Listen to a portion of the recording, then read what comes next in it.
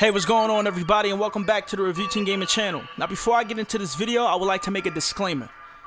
Now, all opinions expressed in this video is far from biased. Due to the fact that I own an Xbox One, I own an Xbox 360. I own a PlayStation 3 and I own a PlayStation 4 as well as a gaming PC. Not that my gaming PC, Xbox 360 or PS3 have anything to do with this discussion.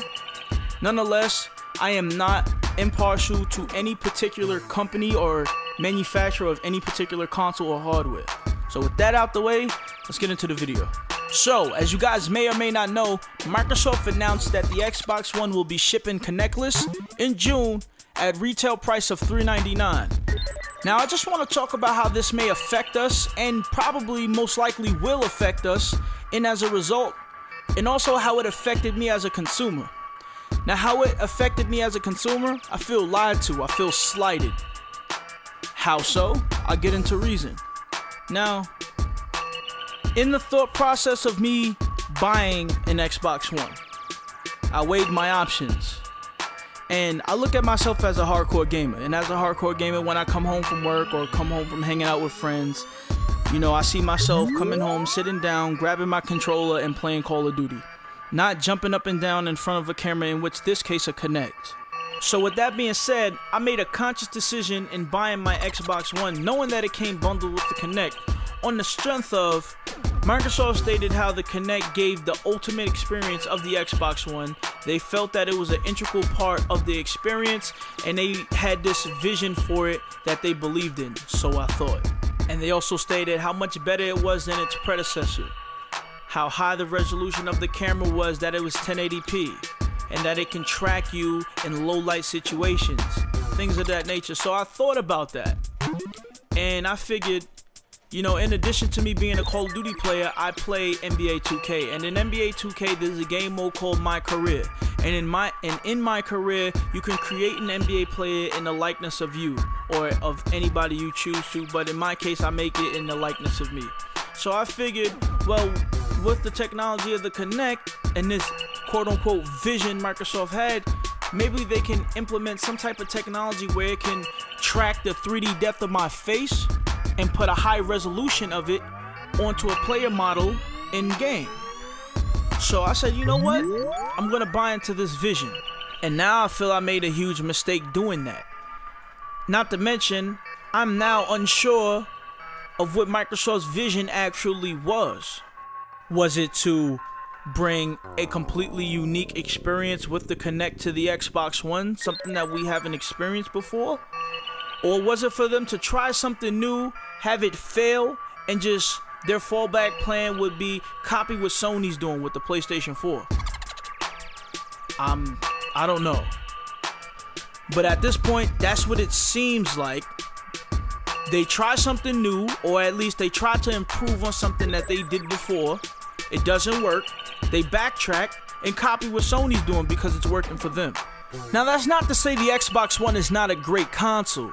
For the record, it is a phenomenal piece of hardware, and I absolutely love it. See, the problem that I have with it is not so much the Xbox One itself, but more so Microsoft as a company.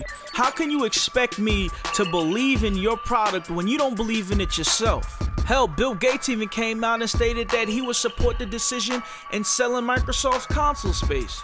So now, in reference to the Kinect, how am I supposed to feel, and what am I supposed to think? Am I to expect Microsoft to continue to develop and innovate with the Kinect now? Or am I supposed to expect them to just drop it altogether? Now, a lot of people may say, oh, you're complaining, no, it's not that serious. Well, it's serious to me, because now I feel that they extorted me out of $100 for a piece of hardware that they possibly may not really support that much. So, with that being said, do you feel this was a good move on Microsoft's part? Or do you feel they're making a big mistake? Let me know down in the comment section below, because I'm very interested in your opinion. Now, I do want to say I am happy that Microsoft is removing the paywall. Okay, now, a lot of people look at that and say, yeah, well, they're copying PlayStation, but you know what? I'm not going to look at it like that. I'm really not, because that's something that should have been, you know, from the beginning. That's something that goes unsaid. Like, if I can access YouTube on my computer or on my iPhone or on my Android device, or on a platform like the Wii U for free, then why couldn't I do it on my Xbox One? Or why shouldn't I be able to do it on my Xbox One or my Xbox 360? You understand what I'm saying? So that's something that goes unsaid. It should have gone unsaid. You know, that should have been something that they had from day one with the Xbox 360. But nonetheless, I'm happy that they came to their senses and they're deciding to remove the paywall from these such features. So I'm happy about that.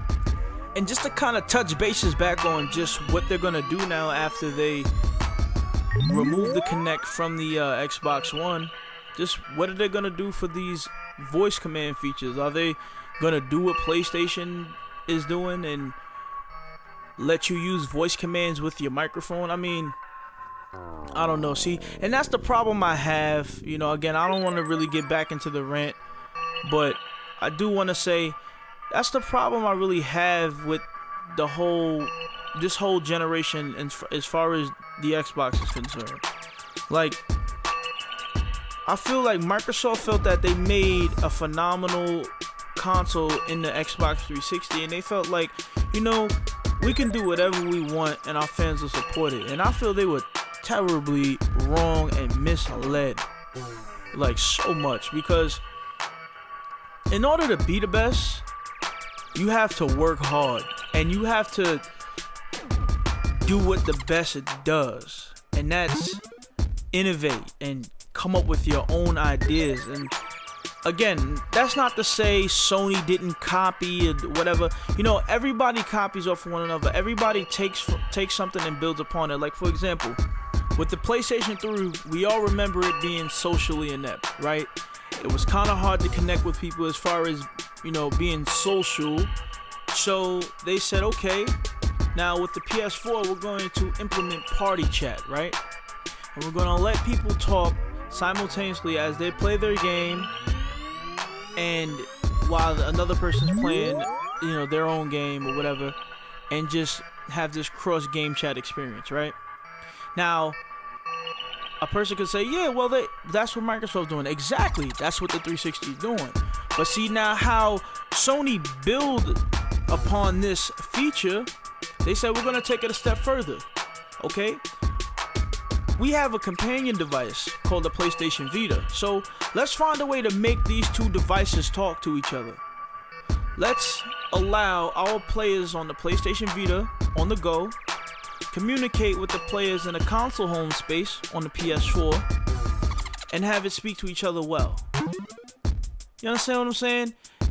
That's what I'm talking about, and that's what I'm looking for Microsoft to do. It's not about copying, it's about taking an idea and building it, branching out. Give us something we've never seen before. You understand what I'm saying? Now, Sony innovated and gave us features that we haven't seen in the console space before, such as remote play. We're allowed to play our PlayStation 4 title on our handheld. That's being innovative. You understand what I'm saying? So, not to say that Microsoft should make a handheld and have us and allow us to play our games. No, that's not what I'm saying. But I'm just giving an example and reason as to why, you know, it's one thing to copy, and it's another thing to take what exists and build upon it.